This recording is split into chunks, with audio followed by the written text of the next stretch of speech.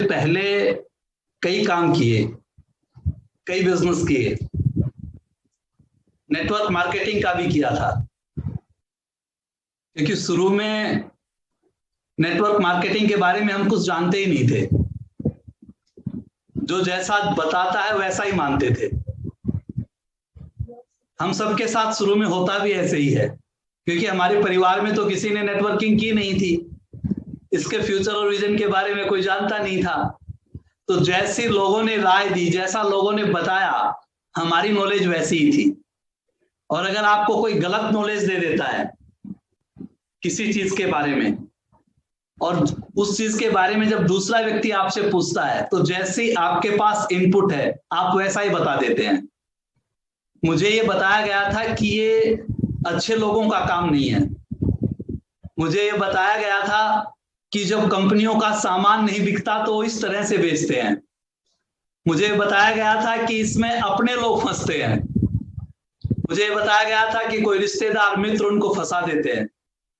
और कुछ लोगों ने तो यहां तक बताया था कि लोगों की जमीनें बिक जाती हैं। तो मेरे को जब कोई इस इंडस्ट्री के बारे में बताने आता था तो मुझे लगता था मेरी भी जमीन बिकेगी। मुझे लगता था ये मुझे भी मारेगा, मुझे भी फंसाएगा। तो जो बोलता था उस तरफ तो मेरा ध्यान ही नहीं जाता था। मेरा ध्यान तो इस तरफ रहता था ये चला कब जाए। क्योंकि आप जो कंसीव करते हैं, जिस चीज पे आप बिलीव करते हैं, वही आपको लाइफ में अचीव होता है। जो कंसीव करते हैं उसी पे बिलीफ बन जाता है, वही लाइफ के अंदर अचीव हो जाता है। तो हमने भी गलत चीजें कंसीव कर रखी थी इस इंडस्ट्री के बारे में, तो गलत बिलीफ था। और अचीव क्या था, हम इसके पास ही नहीं आए। एक बार हमने इसकी प्लान को देखा तो हमें लगा कि अरे इसमें जाने वाला तो कुछ था ही नहीं, हमने खो क्या दिया। मुझे एक सीनियर ने एक बुक दी, उस बुक का नाम था business school, Robert T Kiyosaki की। हमने वो बुक पढ़ी। उस बुक में लिखा हुआ था दुनिया में दो तरह के लोग होते हैं, एक वो जो नेटवर्क बनाते हैं और दूसरे वो जो उनके नेटवर्क में काम करते हैं। उस समय हमारी समझ में आया कि ये तो कोई दूसरा खेल है, ये तो कोई दूसरी चीज है। उस समय मैं अपना स्कूल चलाता था। वहां फिर हमने बहुत मेहनत की, क्योंकि पहले मैं प्राइवेट स्कूल में जॉब करता था। 7-8 साल जॉब करने के बाद मेरी तनख्वाह पहुंच गई थी 2000 रुपये महीना। और 2000 रुपये महीना जो मेरी पेमेंट थी, उस समय मेरी शादी हो गई थी, 2 बच्चे भी हो गए थे, सब कुछ बढ़ता था, बस तनख्वाह नहीं बढ़ती थी। एक दिन डायरेक्टर महोदय को कहा कि थोड़ी तनख्वाह बढ़ा दो। बोले दूसरा स्कूल देख लो। हम कई बार बहुत गलत फहमी में जीते हैं। कहीं पर जॉब कर रहे हैं, किसी एमएनसी कंपनी में जॉब कर रहे हैं, कहीं और हम जॉब कर रहे हैं, हमें लगता है ये हमारी कंपनी है, हमारी बोलते हमारी ना। और जब वो स्लिप हो जाती है तो कुछ नहीं बचता। वैसे ही मैं भी समझता था मेरा स्कूल। 7-8 साल के बाद पता चला मैं तो यहां जॉब कर रहा था, मेरा कहां से था ये। और फिर मैंने स्कूल खोलने का निर्णय किया।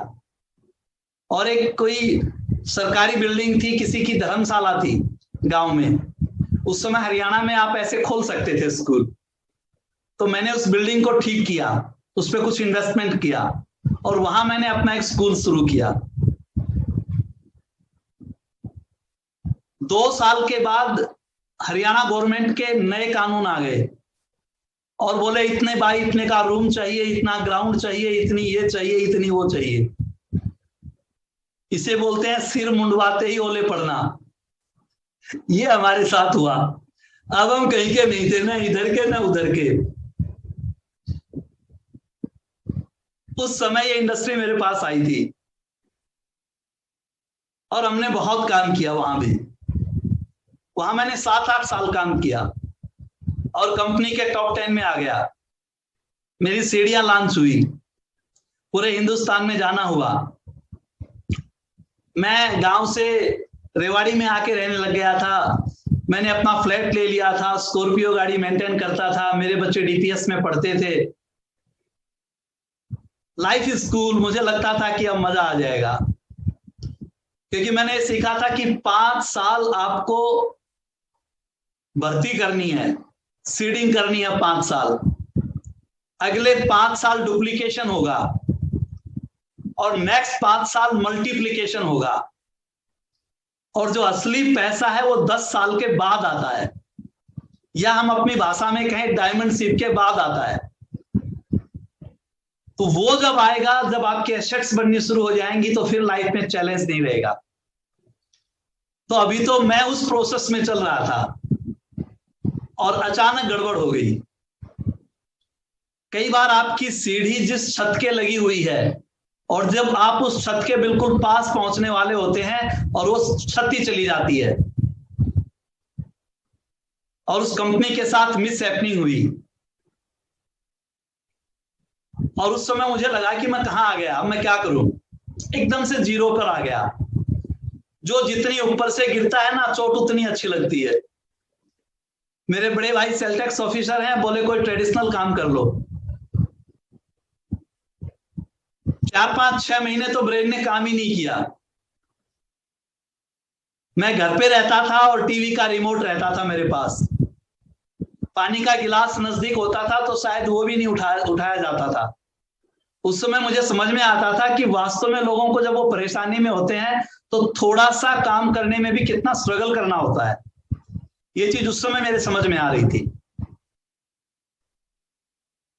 उस समय कुछ नहीं सूझ रहा था। ईश्वर की कृपा से मैंने बहुत सी बुक्स पढ़ रखी थी। ईश्वर की कृपा से मैंने बहुत सी सीडी सुन रखी थी। वो गॉड की कोई मर्जी थी। मैं उस समय क्या करता था, जब बाहर निकलता था तो एयरपोर्ट से या स्टेशन से, जहां से भी मैं निकलता था, एक बुक खरीदता था, और उस पूरे टूर में 10-10, 12-12 दिन के टूर होते थे, मैं एक बुक पढ़ के वापिस आता था। ये रूटीन होता था। उसी समय मैंने एक बुक पढ़ी थी, रिच डेवास की तरह कैसे बने। मुझे नहीं पता था कि कभी मुझे इनके ऑर्गेनाइजेशन में ही आना पड़ेगा। ये गॉड कुछ रच रहा था। ईश्वर की मर्जियां होती हैं। उस समय मुझे लगता था कि ईश्वर, सबसे बुरा तैने मेरे ही साथ किया, सबसे बुरा मेरे साथ किया। ऐसा तो मैंने कोई बुरा शायद नहीं किया था। पता नहीं पूर्व जन्म का कोई कर्म होगा। और आज अशोक पंडित बोलता है, ईश्वर सबसे अच्छा तूने मेरे ही साथ किया, शायद मेरे पूर्वजों का कोई कर्म होगा।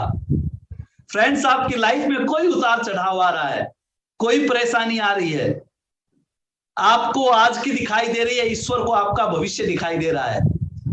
ईश्वर के ऊपर फेथ कीजिए, परमात्मा के ऊपर फेथ कीजिए। हो सकता है वो आपके लिए नए दरवाजे खोल रहा हो सकता है वो आपके लिए कोई और नई अपॉर्चुनिटी, कोई नया अवसर आपको देना चाहता हो।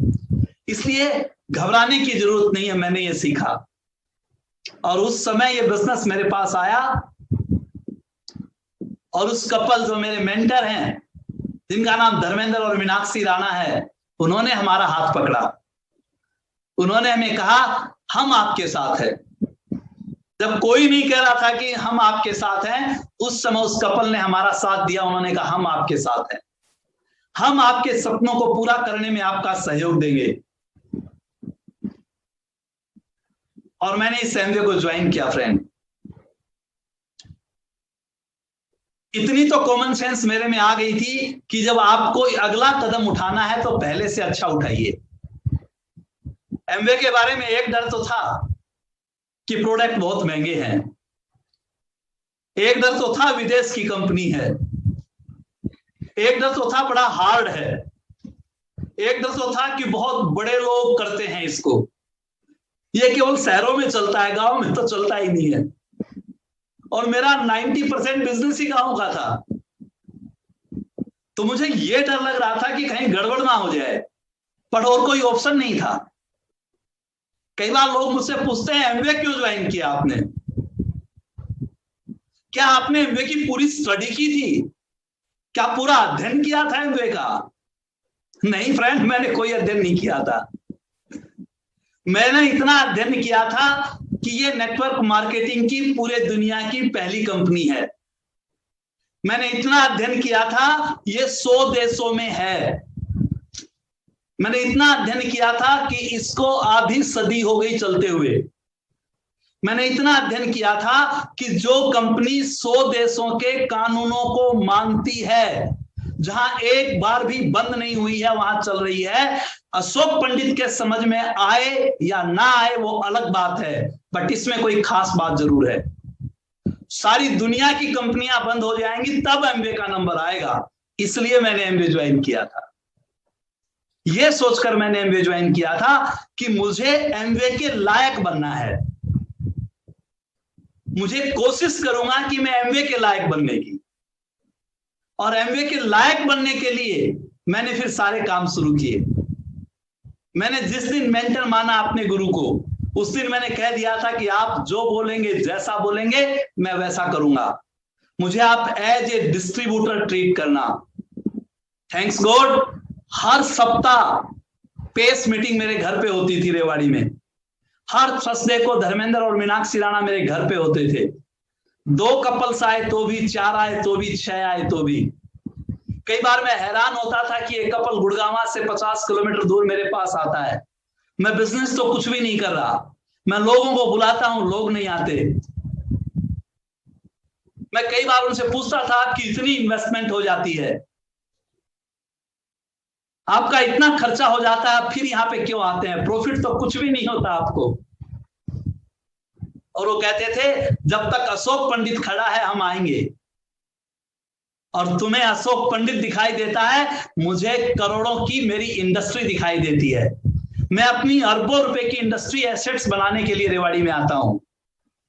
उस समय दोस्तों ये बात समझ में नहीं आती थी, बट हमने लर्निंग बाय ऑब्जर्वेशन रखा। मुझे बताया गया कि सबसे अच्छी एजुकेशन है लर्निंग बाय ऑब्जर्वेशन।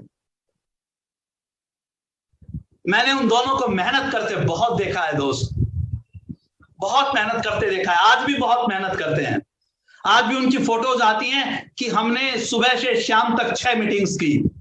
आज भी उनकी फोटोज आती हैं, 4 दिन तक कंटिन्यू हमने काउंसलिंग की, मीटिंग्स की, हाउस मीटिंग्स की। और हमारे अंदर फिर एक्साइटमेंट आ जाता है। तो लाइफ में से कैसी भी दिक्कतें आए, कैसी भी परेशानी आए, वो अलग चीज है दोस्तों। बस एक चीज का जरूर ध्यान रखना है, आप विलंब कर सकते हैं, आप लेट कर सकते हैं, बट समय नहीं करेगा। मुझे पता था कि मेरे बच्चे 12वीं में कब होंगे, मुझे पता था वो यूनिवर्सिटीज के अंदर कब जाएंगे। मेरे को जल्दी थी, और मैंने इस जल्दी का फार्मूला पूछा कि क्या है, और एक ही फार्मूला था, शोधा प्लान, कि प्लान दिखाइए। और कोई फार्मूला नहीं था, शोधा प्लान। मैंने पूछा कितनी प्लान्स का क्या फार्मूला होता है? बोला 80-20, 20 आएंगे 80 मना करेंगे। उस रेसो में दोस्तों मैंने प्लान दिखाई। गॉड की कृपा से 3 महीने में मैं सिल्वर हो गया था। अगले 6-7 महीने में मैं प्लेटिनम हो गया था, फिर फाउंडर प्लेटिनम, फिर एमरल्ड, फाउंडर एमरल्ड, और 5 साल में मैं डायमंड हो गया। पर इस एक सूत्र एसटीपी को मैंने कभी नहीं छोड़ा। लोग कहते हैं डुप्लीकेशन, डुप्लीकेशन बातों का नहीं, काम का होता है। आप काम करते रहें, काम करते रहें, काम करते रहें। जिसको करना है, जिसको करना है वो ऑटोमेटिक वैसा करना शुरू कर देगा।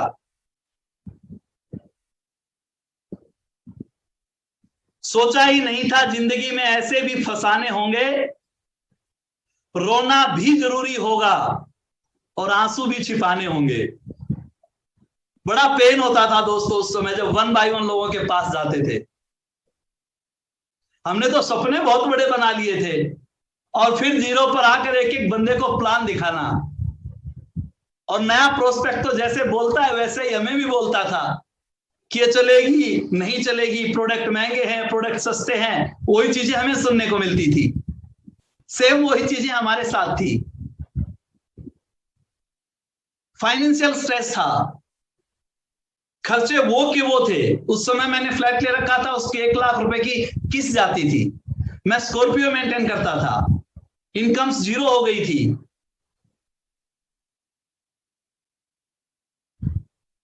बट आप जब प्रोस्पेक्ट के सामने जाते हैं तो आप अपना दुखड़ा सुनाने के लिए नहीं जाते, आप उसको एक नई अपॉर्चुनिटी और एक नया अवसर देने के लिए जाते हैं। तो हर तरह की चीजें आएंगी। जो नसीहत नहीं सुनता उसे लानत सुननी पड़ती है। हमने हमारे अप्लायंस की एक एक गाइडलाइंस को माना। लोग कई बार कहते हैं मैं मानता हूं, पर वो मानते नहीं है, और जब वो मानते नहीं है तो उनकी जिंदगी के साथ अच्छा होता नहीं है। मुझे राणा जी ने कहा था कि अगर धोनी दुनिया की सुनता तो आज भी गोरखपुर स्टेशन के ऊपर टिकट चेक कर रहा होता। उसने एक्सपर्ट की सुनी।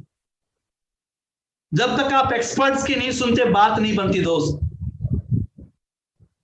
जिस समय मुझे एमवे ज्वाइन करना था, जिस समय वहां से मैं स्वैप हो गया था, इतनी कंपनियां मेरे पास आती थी, रोजाना मेरे ड्राइंग रूम में कोई ना कोई बैठा रहता था।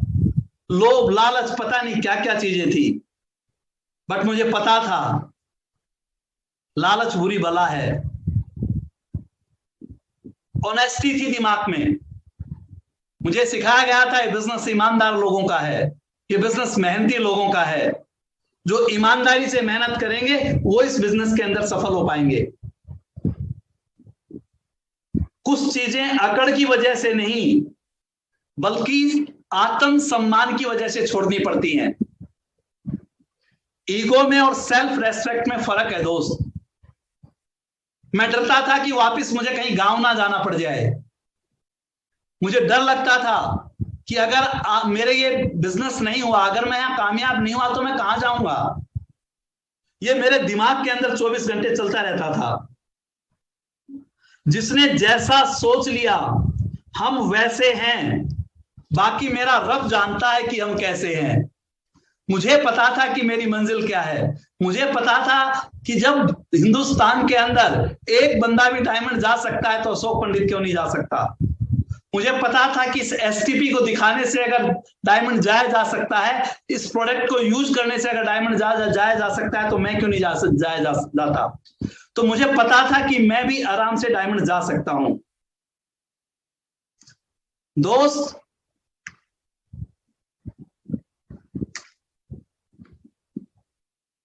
रद्दी तक तोली जाती है तराजू में बिकने से पहले। रद्दी जो होती है ना, रद्दी, उसको भी तोलना पड़ता है। मतलब जो रद्दी है उसको भी तोलना पड़ता है। अगर तुम्हें कोई परख रहा है तो इसमें बुरा क्या है। जब ब्रिट की एजुकेशन के अंदर आए तो हमें पता चला कि अगर आप क्रीज पे भी हैं, अगर आप ओपनिंग बैटिंग भी करना चाहते हैं और फास्ट बॉलर से भी डर लगता है, तो फिर कैसे बात बनेगी। अगर आप सामने की क्रीज पे आना चाहते हैं तो फास्ट गेंद तो आएंगी ही आएंगी।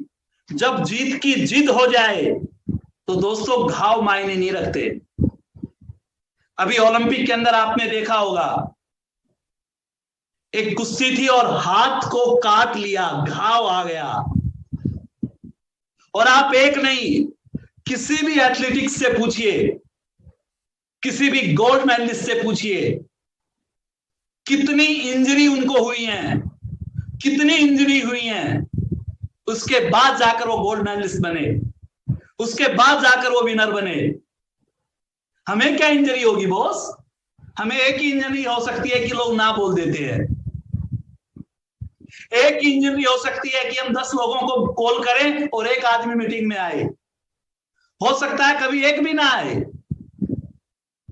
यही तो इंजरी है। और हमारी कौन सी इंजरी है, ये चीज हमारी समझ में आई।